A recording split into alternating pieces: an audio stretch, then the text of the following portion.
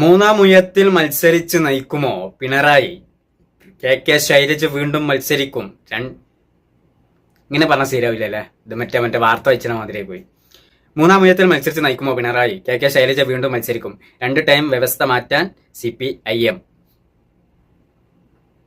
അപ്പം ഈ ഒരു പോസ്റ്റ് ഇവിടെ വന്നപ്പം ഇതിൽ കുറെ കമന്റ്സുകൾ കൂടെ വന്ന്, ടീച്ചർ വന്നാൽ തീർച്ചയായും കമ്മ്യൂണിസ്റ്റ് പാർട്ടി തിരിച്ചു വരും. അതാണ് കെ ശൈലജ ടീച്ചർ. ഒരു വനിതാ മുഖ്യമന്ത്രി ഉണ്ടാവട്ടെ കെ ശൈലജ ടീച്ചർ. ചരിത്രം ഏതൊട്ടെ ആദ്യ വനിതാ CM. ആഭ്യന്തരം സ്വരാജ്.